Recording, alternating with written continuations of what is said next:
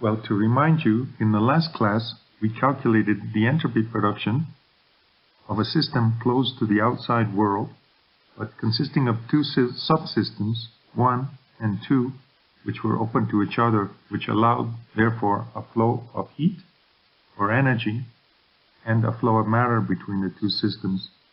So this equation 6 is the entropy production for the entire system, consisting of subsystem 1 plus subsystem 2. The first term corresponds to the flow of heat from subsystem 1 to subsystem 2. The second term corresponds to the flow of material between subsystem 1 and subsystem 2. And the last term corresponds to the entropy production in subsystem 1 and in subsystem 2.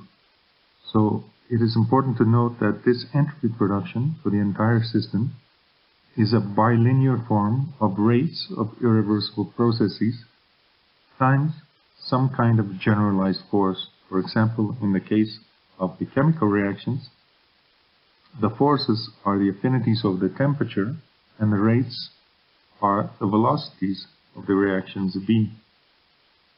And in the case of the flow of heat, which is the first term, the force is 1 over T1 minus 1 over T2, and the flow is the flow of heat or the flow of energy if energy is coming on the mass. And the second term, the entropy production, we have again a force times a flow, and the force is the chemical potential over the temperature in subsystem 1 minus the chemical potential over the temperature in subsystem 2, and that gives us the force.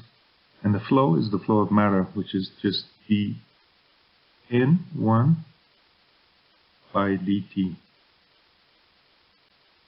So now let's consider the same system consisting of two subsystems, 1 and 2, but that the components in the system have an electrical charge, and that over the system there is an electrical potential, so that we can have a flow from system 1 to system 2 due to the force provided by electric potential on the charge. So let's denote the potential on subsystem 1 to be phi 1 and the electrical potential on subsystem 2 to be phi 2. We will then have a flow of the charge component gamma from subsystem 1 to subsystem 2, and let's denote that by dN1 gamma, and that has to be equal to minus dN2 gamma, or to be equal to dG, which is the advancement of the reaction, and in this case reaction is the movement of the charge component from subsystem 1 to subsystem 2. We let Z gamma denote the electrovalency, or the charge, of the ionic component gamma being transported by the field. So when Prigogine says electrovalency, that just means charge. And we let F be the electrical charge associated with 1 gram ion of the species, having a net charge of 1 on each component. So the total charge of 1 gram of this substance will be equal to F equal to 0.9649 times 10 to the 5 coulombs. So the electrical current then, due to the flow of the material which is charged between subsystem 1 and subsystem 2, is just equation 58, which is I, the current, is equal to the charge, Z, times the F, which is the total charge of 1 gram ion, times dG by dt, which is just the velocity or the rate of the flow. So now in this system, in which we are allowing a flow of charge in the system due to the electrical potential over the system and the fact that the material in the system can be charged, we have to include this energy which is going to be brought in from the external field into the system.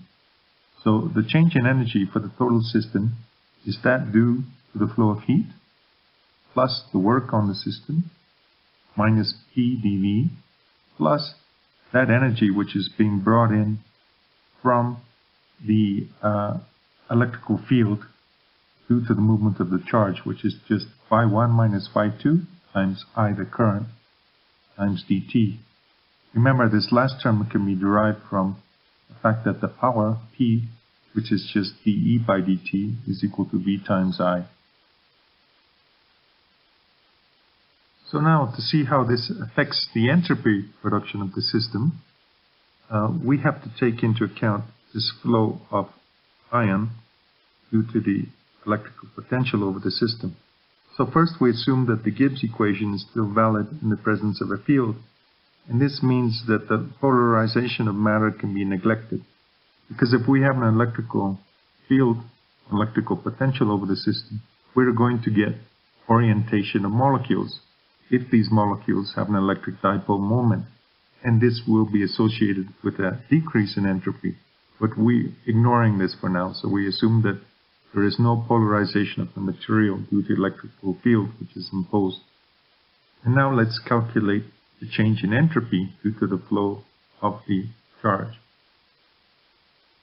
So if the temperature is uniform throughout the system, then we can write the Gibbs equation in this form. So the change in entropy is equal to change in energy over the temperature plus the pressure over the temperature times the change in volume minus this other term, which is just chemical potential over the temperature, times dN1 gamma plus the chemical potential in subsystem 2 over the temperature times dN2 gamma. Now remember, because we have a closed system, dN1 gamma has to be equal to minus dN2 gamma. Now using equation 59 and equation 60, we can show that equation 60 can be written in this more compact form, where ds is just equal to dq over the temperature plus A with this squiggly line on top, which is going to be called the electrochemical affinity, times dG over the temperature, where this electrochemical affinity is just the normal affinity plus the charge times change in the electrical potential. This equation 62.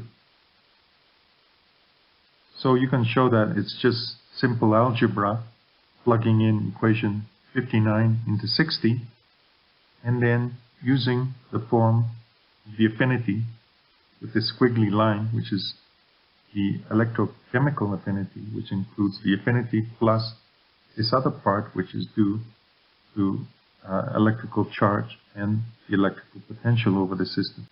Now, because of equation 62, we can also write an electrical chemical potential. It's just equal to the normal chemical potential plus the charge times the field, the potential, the electrical potential, which is equation 63.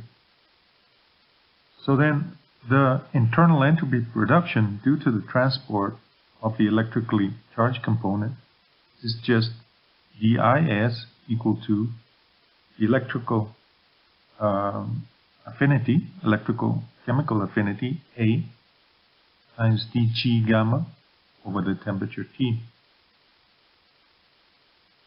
And this has to be positive definite by the local formulation of the second law of thermodynamics. So we can say that the presence of the electrical potential manifests itself only by altering the value of the affinity. We have this new electrical chemical affinity, A, with this squiggly line over it. And at equilibrium, this electrical chemical affinity also has to be equal to 0. So by equation 62, that just means the difference in the chemical potentials in subsystem 1 and subsystem 2 has to be equal to the charge times the difference in the electrical potentials in subsystem 1 and subsystem 2 in equilibrium.